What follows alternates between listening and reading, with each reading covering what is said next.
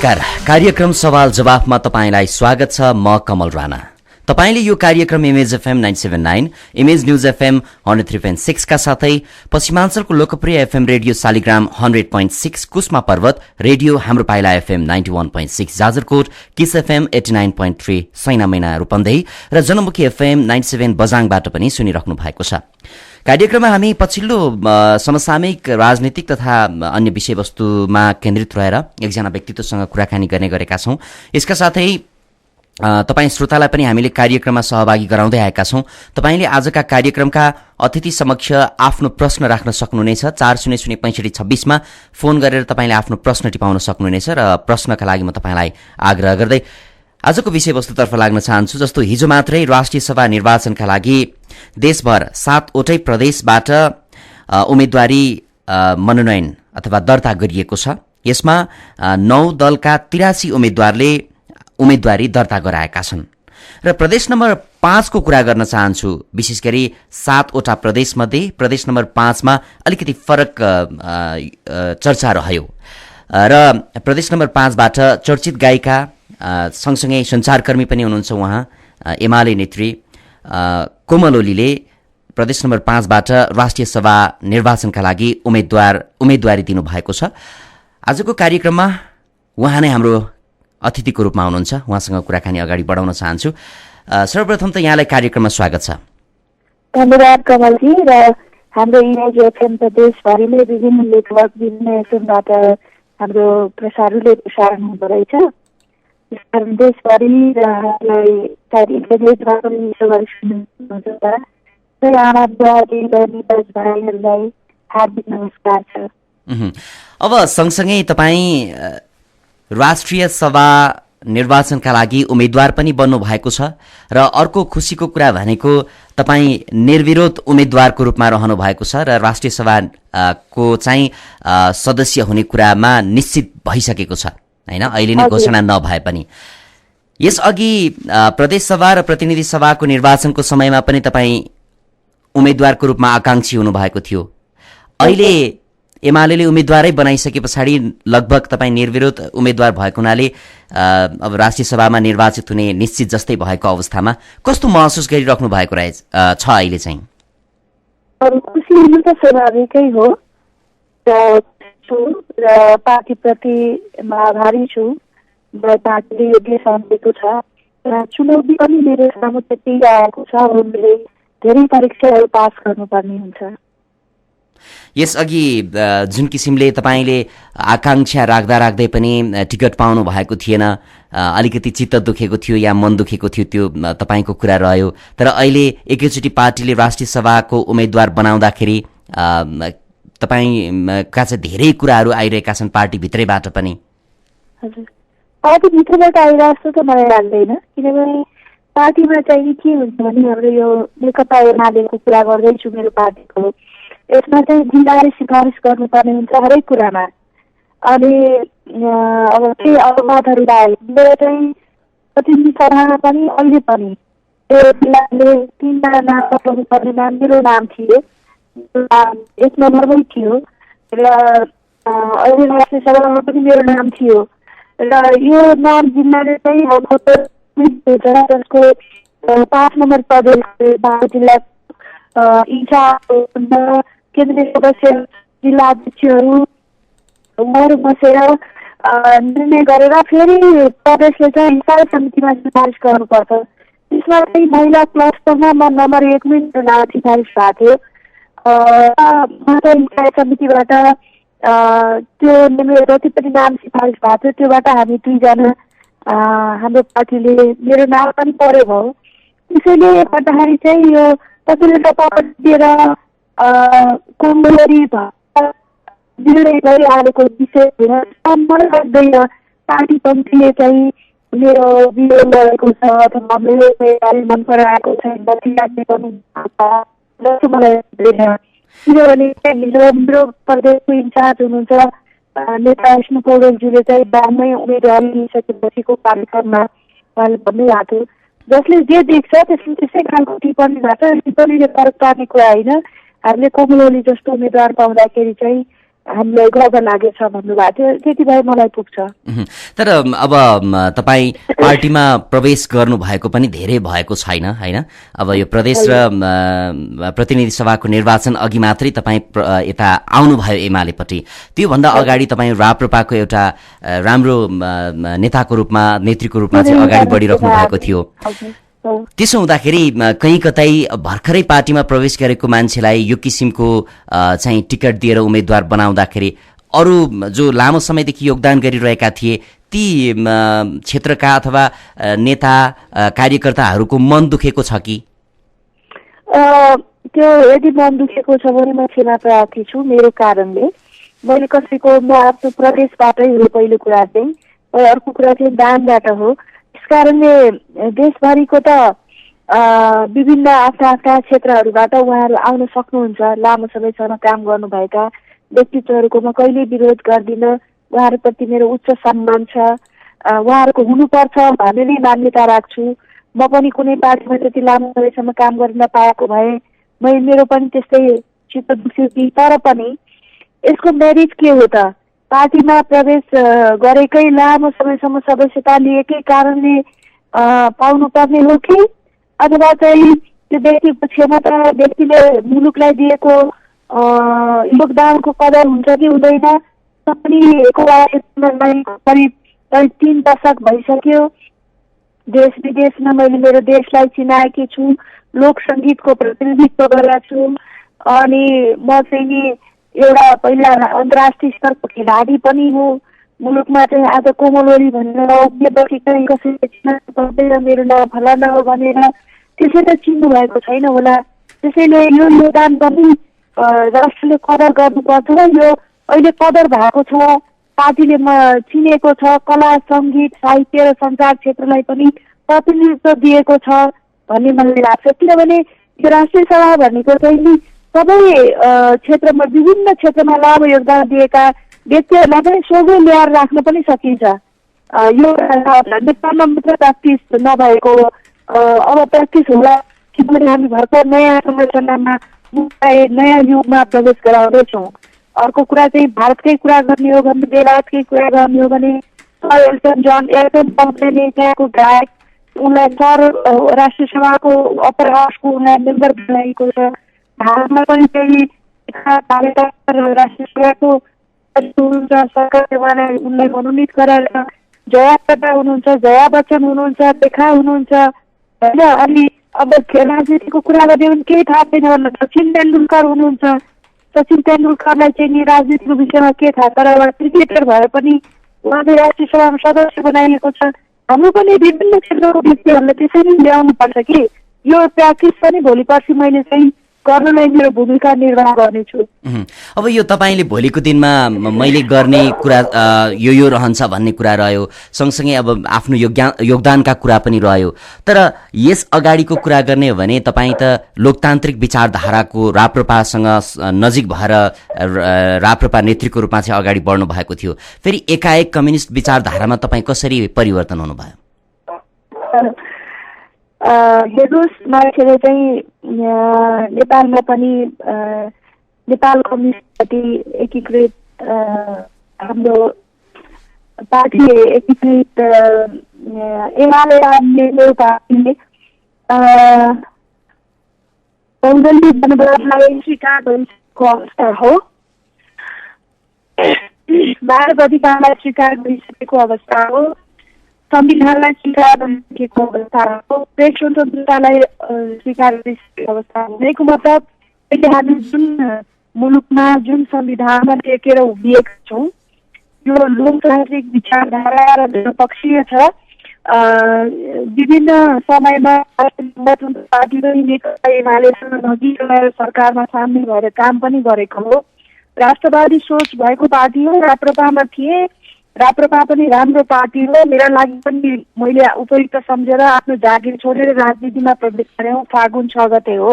अब 1 वर्ष पुग्छ। तर पार्टी चाहिँ जुन अवस्थामा रहिरहनु पर्थ्यो त्यो अवस्थामा रहेन। जुन किसिमको दल सिर्जना भएको पार्टी टुक्रिँदै गयो। म एउटा प्रत्यक्ष रूपमा राजनीति गरेर जनता र देशको सेवा गर्ने व्यक्तिका लागि चाहिँ एउटा लाग्दिन। त्यसै कारणले गर्दाखेरि चाहिँ मैले नेकपा एमाले पार्टीलाई आफ्नो कर्मक्षेत्र बनाउनका लागि उपयुक्त मैले यो पार्टीमा बसेर देशको सेवा गर्न सक्छु, जनताको सेवा गर्न सक्छु भन्ने लाग्यो विशुद्ध मनले।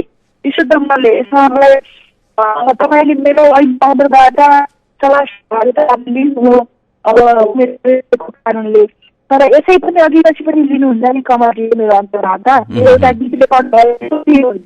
मलाई मेरो नेता कमाउनको लागि एउटा पत्रिकामा फोटो छपाउनका लागि अथवा अन्तर्वार्ता दिनका लागि मैले प्लेटफर्म खोज्दैन कि म त यहाँसम्म सेवा गर्दै आएँ, एक्लो जीवन बिताइरहेकी छु, देशकै लागि समर्पित रहने मैले आफूले बाचा गरेकी छु भनेपछि म के टिभीमा नआउने र त्यस्तो पार्टी नरोज्ने त भनेर संयोगवश मिल्यो पनि र उहाँले पनि अफर गर्नुभयो। मलाई पनि प्लेटफर्म लागेको जनाधार भएको जनपक्ष पार्टी मेरो दानमा पनि राम्रो पोखर भएको पार्टी जहाँबाट मैले भोलिको राजनीतिलाई सुन्दै गएर देशको सेवा गर्न सक्छु भन्ने लाग्यो अनि म यो पार्टी।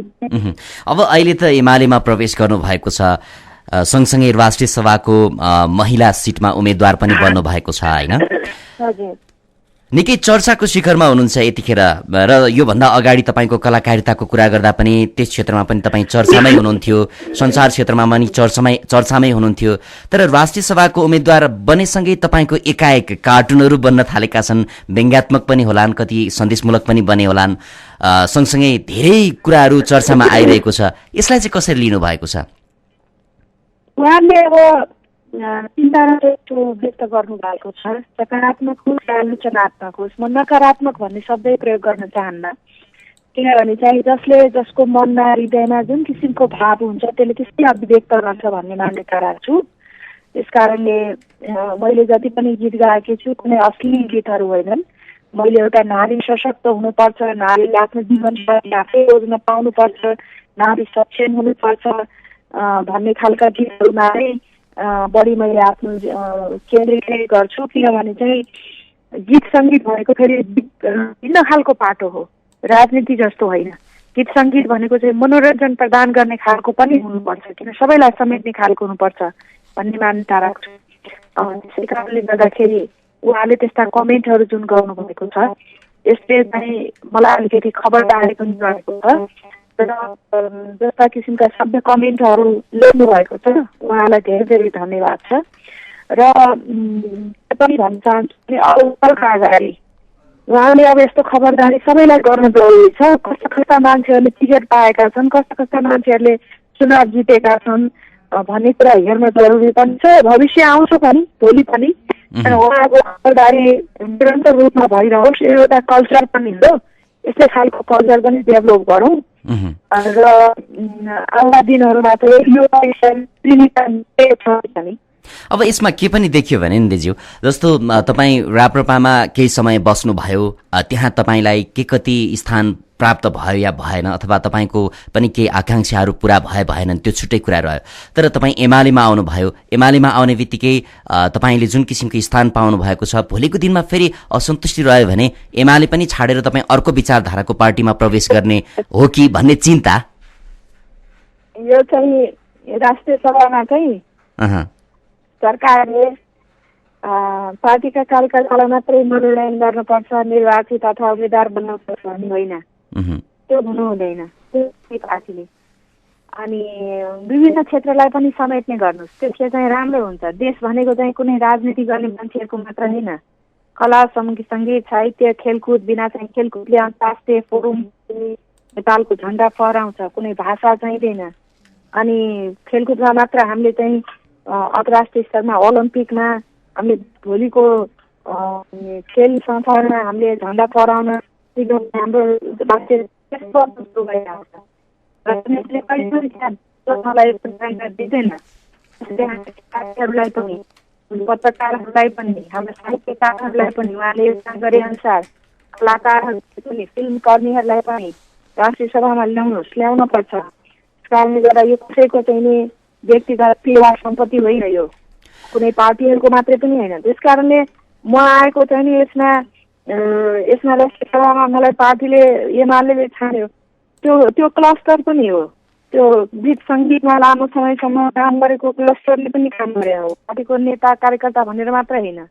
त्यसैले म यो क्षेत्रमा आएँ र पार्टी चाहिँ चुनेरै आएँ। पहिला पनि राप्रपामा आउँदाखेरि के मेरो राप्रपामा कति नै योगदान रहेर म फागुन 6 गते मेरो महाधिवेशन सुरु भएको थियो, अनि काम गर्न नपाउँदै पार्टी टुक्रा टुक्रा भयो। पार्टीको बारेमा जान्दै बुझ्दै मात्रै थिएँ। त्यसैले मैले राष्ट्रिय प्रजातन्त्र पार्टीमा बसेर ठुलो सङ्गठन विस्तार गरेर असन्तुष्टि भएर त्यो पार्टी छोडे होइन, म अहिले सिक्ने क्रममै छु। त्यसैले म एउटा नयाँ विश्वविद्यालयमा भर्ना भएको छु, नयाँ विश्वविद्यालयमा अध्ययन गर्दैछु, पढ्छु। विश्वविद्यालयमा म भोलि प्रोफेसर भएर निस्किन सक्ने क्षमता मैले तयार गर्छु गर्दिनँ, त्यो ममा निर्भर रहने कुरा हो। जस्तो तपाईँले मैले नयाँ विश्वविद्यालयमा अहिले भर्ना भएको छु, प्रवेश गरेको छु भन्नुभयो। तपाईँ यसअघि सञ्चारकर्मी हुनुहुन्थ्यो, त्यस सँगसँगै कलाकार हुनुहुन्थ्यो, गायिकाको रूपमा चर्चामा हुनुहुन्थ्यो। यो राजनीतिक यो जुन विश्वविद्यालयमा तपाईँले प्रवेश गरेपछि योभन्दा अगाडि तपाईँले भोग्नु भएको, जिउनु भएको जुन वास्तविकता थियो त्योभन्दा के कति फरक रहेछ राजनीति? अब हामी कसरी लिन्छौँ, कसरी सोच्छौँ, त्यो हाम्रो पर्सेप्सनमा भर पर्दो रहेछ। हामीले यसलाई कसरी लिन्छौँ त्यो चाहिँ स्वयं व्यक्तिमा भर पर्छ होइन। कसैले चाहिँ आफ्नो जीवनमा यही नै सफलता प्राप्तिको लागि म अहिले पाउनुपर्छ भनेर मरिहत्ते गरेर जिन्दगीभरि त्यसैको लागि मात्रै जीवन ठानेर बाँच्ने हो कि यसको केही सेवा गरेर राजनीतिलाई एउटा साधन र मुलुक नै साध्य हो नि, राष्ट्र नै साध्य हो, राष्ट्रियता साध्य हो कि हाम्रो लागि।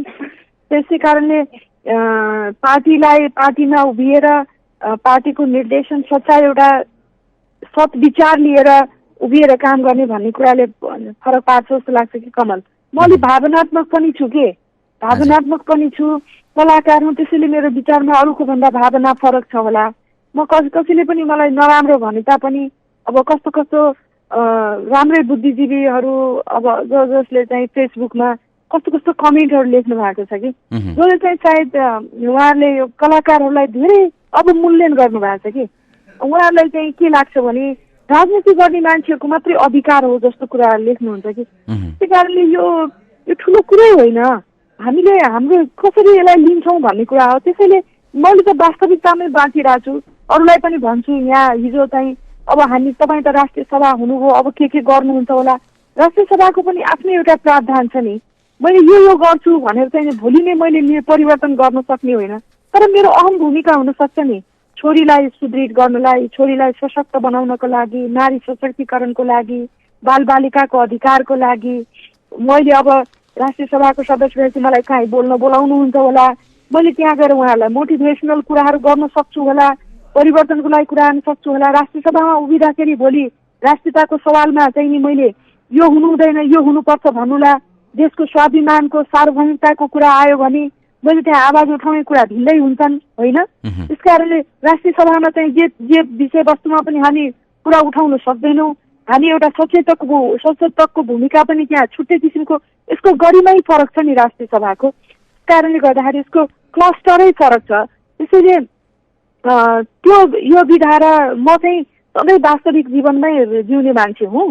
मान्छेहरूले चाहिँ के भन्नुहुन्छ भने अब धेरै तपाईँले चाहिँ यस्तो कुराहरूमा ध्यान नदिनु होला, कमेन्ट नगर्नु होला, धेरै अन्तर्वार्ता नदिनु होला भन्नुहुन्छ होइन। कारणले तर म अहिले कमलको एफएममा बोलिरहेको छु, देशभरि मलाई सुनिरहनु भएको छ नि। तिनीहरूले चाहिँ यसरी मेरो आवाज मैले देशभरि पुर्याउन सक्नु भनेको चाहिँ नि मेरो लागि पनि यो सेवा हो होइन। कोमल ओलीको विचार कस्तो रहेछ त हामी चाहिँ सुनाउने जुन तपाईँले माध्यम मलाई दिनुभयो, मैले पनि तपाईँले जुन किसिमको मबाट आशा गर्नुभयो, मैले पनि सेवा गर्ने प्राप्त मौका पाएँ नि, अरूका लागि राम्रो कुरा भन्न मलाई मौका मिल्यो। त्यसैले गर्दाखेरि म चाहिँ अरूभन्दा फरक छु कि। अनि वास्तविकतै छ, म रियालिटीमै बाँचिराखेको छु, पहिला पनि हो, अहिले पनि हो र भोलि पनि रहन्छु जस्तो लाग्छ। अब सँगसँगै योभन्दा अगाडिको तपाईँको एउटा दैनिकी र अबको दैनिकी फरक पक्कै पनि रहन्छ नै। राष्ट्रिय सभामा तपाईँ जाँदै हुनुहुन्छ, तपाईँको भूमिका के रहन्छ? तपाईँले गर्ने त्यहाँनिर सबभन्दा पहिले नेपाली जनता र देशको लागि गर्ने तपाईँको भूमिका के हुन्छ? एउटा व्यक्तिले त केही गर्न सक्दैन कमल, तर व्यक्तिको पनि ठुलो भूमिका त रहन्छ, एफोर्ट हुन्छ हैन व्यक्ति। अब किनभने म अब एउटा व्यक्ति रहेन, म एउटा जनप्रतिनिधि भएँ। जनप्रतिनिधिहरूले पनि ठानेको जनप्रतिनिधि हुँ म। त्यस कारणले गर्दाखेरि चाहिँ मेरो गरिमा, मेरो स्थान फरक छ, त्यो मैले बुझ्नुपर्छ पहिलो कुरा। अर्को कुरा चाहिँ अब राष्ट्रिय सभामा सबै विषयहरूमा जनताका आवाजहरू प्रतिनिधित्व गर्नेछु, नारीका समस्याहरूका बारेमा प्रतिनिधित्व गर्नेछु, आवाज उठाउनेछु मैले मञ्च पाएँ भने होइन। राष्ट्रियताको सवालमा भयो, स्वाधीनताको सवालमा भयो, समावेशी लोकतन्त्रको रक्षाको विषय भयो, राष्ट्रिय सद्भाव र एकताको प्रवर्धन गर्ने कुरा भयो होइन, सामाजिक न्यायमा आधारित आर्थिक समृद्धि प्राप्ति हुने विषयहरू भए, अनि नेपालको चाहिँ समकालीन यो राष्ट्रिय मुद्दाहरूमा यसमा आवाज उठाउनेछु, यिनै विषयहरू हुन् कमल। योभन्दा के फरक हुन सक्छ? सँगसँगै तपाईँको अब हिजो उम्मेदवारी दर्तासँगै एउटा विषय पनि के चर्चामा आयो भने यदि आवश्यक परेको खण्डमा म मन्त्री हुन योग्य व्यक्ति पनि हुँ भन्नुभएको थियो। के तपाईँ मन्त्री पनि हुन चाहनुहुन्छ? राजनीतिमा त सबै कुरा यो एउटा स्टेपै हो नि होइन। किनभने चाहिँ नीति निर्माण गर्ने ठाउँमा नपुगेर मैले नीति निर्माण गर्न सक्दिनँ। म कुनै अब राजनीति गर्छु भनेर मात्रै स्थान, व्यक्तिको व्यवस्थापन पनि आवश्यक छ कि राजनीतिमा होइन। त्यस कारणले मन्त्री हुने भन्ने कुरा चाहिँ नि मन्त्री हुन्छु भन्ने कुरा राजनीतिमा एउटा त्यो अवसरै हो, त्यो व्यवस्थापनै हो। त्यस कारणले त्यसलाई मैले ठुलो कुरामा होइन। उहाँहरूले सोध्नुभयो के तपाईँ मन्त्री बन्न चाहनुहुन्छ भने राजनीतिमा आइसकेपछि मन्त्री बन्दिनँ अथवा बन्न चाहन्न भन्ने चाहिँ त्यो कुरा गर्नु भनेको चाहिँ खालि आदर्शको कुरा गर्नु मात्रै हो जस्तो लाग्छ मलाई। त्यस कारणले गर्दा प्रश्नको उत्तर दिएको मात्रै हो। अहिलेलाई चाहिँ त्यस्तो अब मलाई अफर हुन्छ भन्ने पनि छैन र पाउँछु भन्ने पनि छैन र नपाएमा चाहिँ नि म एकदमै त्यसैको लागि लालायित पनि छैन कमलजी। अब दिदी हामीले कार्यक्रममा केही श्रोताको प्रश्न पनि टिपिसकेका छौँ। तपाईँले यो कार्यक्रम image FM 979, image news FM 103.6 का साथै पश्चिमाञ्चलको लोकप्रिय एफएम रेडियो शालिग्राम 100.6 कुस्मा पर्वत, रेडियो हाम्रो पाइला FM 91.6 Jajarkot, kiss FM 89.3 Sainamaina Rupandehi र जनमुखी एफएम 97 बझाङबाट पनि सुनिराख्नु भएको छ। यही क्रममा आजको हाम्रो कार्यक्रममा चर्चित लोकगायिका तथा प्रदेश नम्बर 5 बाट राष्ट्रिय सभा निर्वाचनका लागि एमालेकी उम्मेद्वार कोमल ओली हुनुहुन्छ। तपाईँ श्रोताले आफ्ना प्रश्न टिपाउन सक्नुहुन्छ 4006526 मा। यही क्रममा रूपन्देहीबाट डोलराज पराजुलीले तपाईँलाई सोध्नु भएको छ, पार्टी फुट्न लागेपछि तपाईँ पार्टी छोड्छु भनिरहँदा यो राप्रपाको कुरा गर्नु भएको छ उहाँले। एमाले यदि फुट्यो भने तपाईँ फेरि के गर्नुहुन्छ? त्यो हाइपोथेटिकल प्रश्न हो यो। यस्ता हामीले एमाले फुट्छ होला अथवा एमाले फुटाउँछौँ भन्ने कुरा त सोच्नु पनि हुँदैन। पार्टी फुट्नु देशका लागि नराम्रो कुरा हो, कार्यकर्ताको लागि त अवश्य पनि ठुलो एउटा नराम्रो कुरा हो भनौँ होइन, राष्ट्रको लागि पनि नराम्रो कुरा हो। कारणले म त त्यस्तो सोच्दा पनि सोच्दिनँ र पार्टी फुट्छ भनेर पार्टी फुट्यो भने के गर्नुहुन्छ म त त्यो सोचेकै छैन। किनभने अबको जीवन भनेको मेरो नेकपा एमालेमै रहन्छ। डोलराजी धन्यवाद, तपाईँ त मेरो क्षेत्रमै हुनुहुँदो रहेछ अनि त्यसैले तपाईँहरूको सद्भाव पाऊँ, म राम्रै गरौँला। यससँगै दिजु क्षेत्रपाटीबाट प्रोफेसर विष्णुराज पाण्डेले तपाईँलाई सोध्नु भएको छ, तपाईँको राजनीतिक र व्यक्तिगत जीवन त्यति स्थिर देखिएन किन भनेर सोध्नुहुन्छ। स्थायी देखिएन भन्नुभयो? हजुर, स्थिर खालको। हजुर सर, तपाईँलाई पहिलो मेरो नमन छ र हजुर जस्तो एउटा विद्वान व्यक्तिले अहिले हाम्रो एफएम सुनेर मेरो विचार सुनेर प्रश्न गर्नुभएको छ। सरलाई के कुरामा त्यस्तो लाग्यो मैले बुझ्न सकिनँ। किनभने चाहिँ मैले राप्रपामा रहँदाखेरि नरहेर एमालेमा आएको कारणले हो भने अब राप्रपामा म भर्खर फागुन महिनामा मात्रै राप्रपा प्रवेश गरेका थिएँ र म अहिले पछि असोजमा एमालेमा प्रवेश गरे हुँ। त्यसैले मलाई त आफ्नो जीवन, मेरो जिन्दगी जस्तो सुन्दर जिन्दगी, स्थायी जिन्दगी कसैको छ जस्तो मलाई लाग्दैन। गोङ्गबबाट जुन प्रश्न मैले तपाईँलाई पनि सोध्न चाहिरहेको थिएँ, यो सँगै गोङ्गबबाट उत्तम भेटवालले पनि सोध्नु भएको छ। कहाँदेखि? गोङ्गबबाट काठमाडौँबाटै भनौँ। हजुर हजुर, गङ्गाबु। उत्तम भेटवाल तपाईँलाई सोध्नुहुन्छ, तपाईँ राष्ट्रिय सभामा गइसकेपछि अब राजनीति तपाईँको सुरु भयो, गीत सङ्गीत र कला क्षेत्रको उत्थानमा के कस्तो योगदान पुर्याउनुहुनेछ अथवा कसरी यस क्षेत्रमा चाहिँ तपाईँ लाग्नुहुनेछ भन्नुहुन्छ? निरन्तर लाग्नेछु गीत सङ्गीत कला क्षेत्रमा। यसमा मेरो, किनभने यसैले मलाई जीवन दियो, यसैले मलाई चिनायो, यसले मलाई एउटा नयाँ संसार दियो। आज म राष्ट्रिय सभाको सदस्य हुन मौका पनि मलाई कला सङ्गीतकै क्षेत्रबाट प्राप्त भयो। कलाकार जो पाए ती बन्छु भनेर बन्न सक्दैन, जसले पाए त्यसले म गीत गाउँछु भनेर स्वर हुँदैन, साथ हुँदैन। जन्मजात केही न केही कला लिएरै आउनुपर्ने हुन्छ। त्यो दैवीय शक्तिको रूपमा आफैभित्र व्यक्तिभित्र आउनुपर्ने, उजागर हुनुपर्ने कुरा हो। त्यसै कारणले गर्दाखेरि चाहिँ भेटवालजी कति मिठो प्रश्न गर्नुभयो। यो त मरुन्जेलसम्म मेरो जीवन पर्यन्त रहने कुरा हो। त्यसपछि जीवनको अन्तिममा जीवन जान्छ, कला सङ्गीत जान्छ। राजनीति भन्ने कुरा चाहिँ यी विभिन्न समयमा आउने कुराहरू हुन्, तर कला त कहिले पनि आफ्नो जीवनबाट जाँदैन, मबाट जाने छैन। भनेपछि तपाईँको गीत सङ्गीत यो कला क्षेत्र कहिले पनि अब हट्दैन, यो राजनीतिमा लागे पनि तपाईँ त्यो क्षेत्रमा चाहिँ निरन्तर रूपमा लाग्नुहुन्छ? निरन्तर रूपमा लाग्छु र कलाकारहरूलाई सम्मानित गर्ने विषय, सञ्चारकर्मीहरूलाई सम्मानित गर्ने विषय मेरो पहिलो विषय रहनेछ र यसलाई म चाहिँ नि कसैको शिर निहुरिन दिने छैन। भैरहवाबाट धनराज गौतमले तपाईँलाई सोध्नु भएको छ। सर्वप्रथम धनराज गौतम। हजुर, सर्वप्रथम त तपाईँलाई बधाई, उहाँले बधाई दिनुभएको छ। धन्यवाद धनराजजी। सँगसँगै भनिदिनुहोस् कि तपाईँले शोषित महिलाको लागि के गर्नुहुन्छ र अन्य राजनीतिक कर्मी भन्दा फरक के गर्नुहुन्छ देश विकासको लागि? के महिलाको लागि भन्नु पर्यो? शोषित महिलाहरूको लागि के गर्नुहुन्छ? सँगसँगै अर्को पनि जोड्नु भएको छ, अन्य राजनीतिक कर्मी भन्दा तपाईँले फरक के गर्नुहुन्छ देश विकासको लागि? अब यही नै मेरो लागि ठुलो चुनौती हो, तपाईँले जे प्रश्न गर्नुभयो होइन। किनभने राज्य प्रणाली, राज्यको राजनीतिक अवस्था, पार्टीहरूको राजनीतिक अवस्था यहाँले देख्नु भएकै छ, हामीले यो भोगिरहेका छौँ। विशेष गरी महिलाहरूलाई अझ समस्या छ, महिलाहरूलाई हेर्ने दृष्टिकोण फरक छ। राजनीतिक क्षेत्रमा होस्, जुनसुकै क्षेत्रमा महिलाहरूलाई चाहिँ नि खालि कोटाको रूपमा, सङ्ख्या पुर्याउने रूपमा मात्रै स्थान दिइन्छ।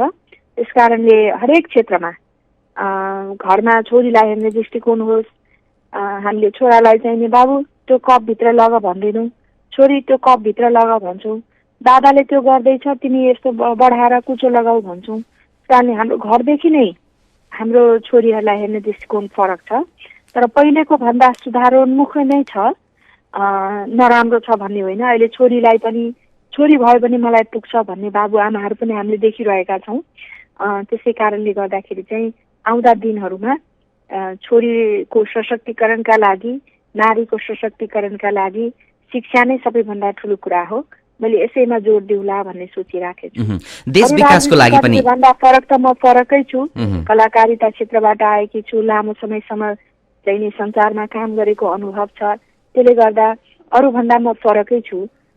त्यसैले धेरै विषाक्त राजनीति मेरो हृदयभित्र छैन।